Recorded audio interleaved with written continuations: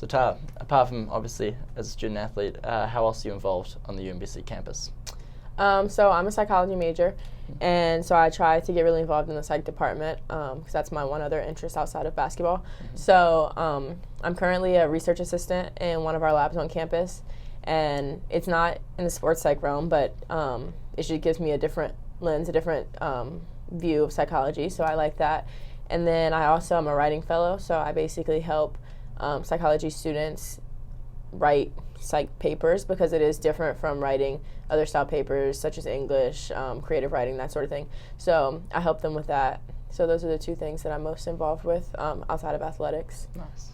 No, we actually got a lot in common because I'm also a creative writing minor at my thing, so I'm not a fellow, unfortunately, but that's what I do. And I also did a brief stint as a research assistant in psychology as well. Okay. In a little lab down there. Yeah, that's cool. Thank you. What other things have you done on campus outside of athletics? So this year I was really involved with the LGBTQ Leadership Roundtable. So that's a club set up for the development and just celebration of the LGBTQ community at Stony Brook, and they've got a new building above our dining hall, which is really cool. Okay. So this year through SAAC, I got involved with that as we reached out in preparation for our Spread Respect campaign. We wanted them to be involved as much as they could be.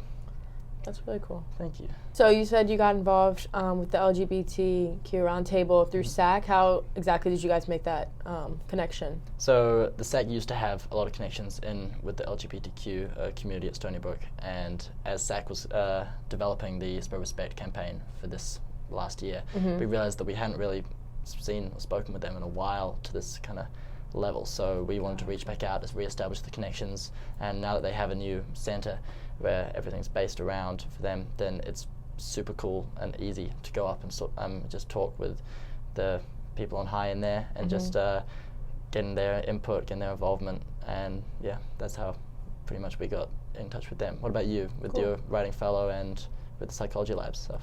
Yeah, so at UMBC it's actually a requirement for us to have research for the psych degree that I'm pursuing. So the research lab came about that way. I found a professor, I was taking her class, and I found out what she researched, and I was interested in it. It's actually child development. That's my second interest outside of sports psychology. Gotta love the kids. Yeah, exactly. So that's how I found out about her lab, just from taking her class, and then knowing that I needed to do research anyway. And then same thing for the writing fellows.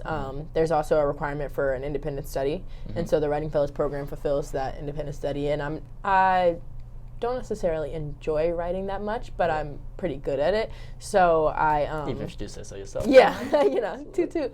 Yeah, but I have pursued that just because it's something that is kind of comes naturally to me. Yeah. So I feel you.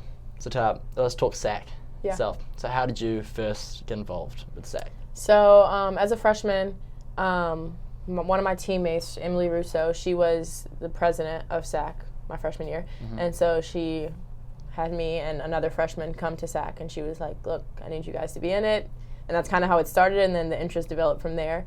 So then last year, I actually was the vice president, and now I'm a co-president of SAAC, but it just started simply as a teammate inviting me to come, and then I realized what SAAC was all about, and I realized that I wanted to continue to be involved with it. So yeah, how about you?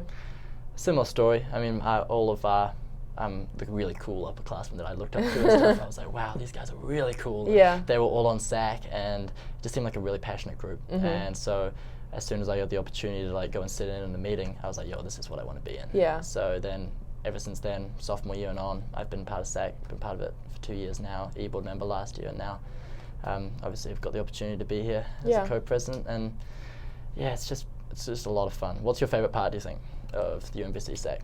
I was actually telling Kate earlier that I think Food Frenzy is the biggest initiative that I like, because it gives a chance for student athletes outside of SAAC to get involved with SAAC, just by donating their cans, and it gives us a goal to shoot for. I know my team, we try to bring in 5 cans per person on our team because we are a smaller team.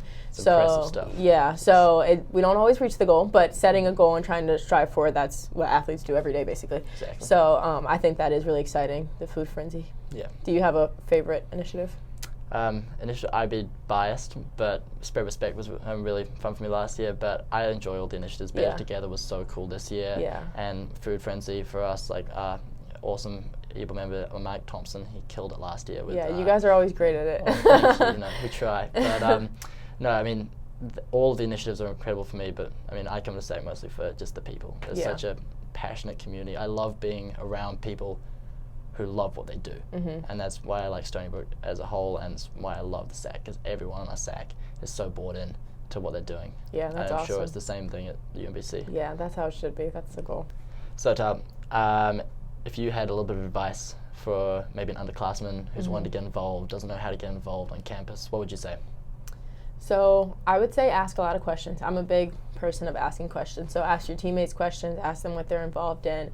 Ask your advisor, your academic advisor, find out who your SAAC advisor is, ask your coaches, because all these people know more than you think they do, and they want to help you. That's why they're there, is to help you as a student athlete grow. So I would say definitely ask a lot of questions, see how you can get involved, and get involved early, because I think it's a lot easier to start, putting your foot in the door with different things as a freshman or sophomore than it is to realize as a junior or senior that you don't really have anything outside of athletics and that you're going to need that moving forward. So, and if you lay the seeds everywhere at the start, then they'll grow and you can grab onto a whole load of them when you get older as well. Exactly, yeah. And then one other thing, I would also challenge upperclassmen to draw in your underclassmen into things that you're interested in. So if you see an underclassman and you think they might be interested in something such as SAAC, invite them to a meeting, invite them to come with you and see the things that you're interested in, because they follow you and they look up to you more than you think they do, and it'll help them more than you might think. So, what about you? Do you have any advice? You covered so much. Gosh, I don't know if I have any advice left in this little bottle. But no, just saying, I got in trouble a little bit for saying yes too many times in my career. Like, just being a yes person. Just like, if someone says like, "Hey, do you want to get involved with this?" What's the harm in saying yes? Yeah. Just like, trying it out. Exactly. Like, put yourself out there. If you put yourself out there, then you never know what can happen. There are so many people who be like, "Oh, this isn't the environment to like for this." It's like, the environment's what you make it. It definitely You've got is. to go out and put yourself out there. Like, if you show that you're passionate about something, people will respect that, and people will want you to be involved for your enthusiasm. And if people are worried that if they're going, there's no opportunities, make opportunities. Make it yourself. Go out. If you're like, there's no volunteer opportunities, then go to your life skills advisor, go to your coach, go to somebody and say, "Yo, I want to do a volunteering thing. I don't know what it might be, but you've probably got more, they've probably got more ideas than I do. But yeah, go out and make it yourself. Make it happen. Don't wait for it to come to you. Go to it." I like that. Make opportunities. I really like that.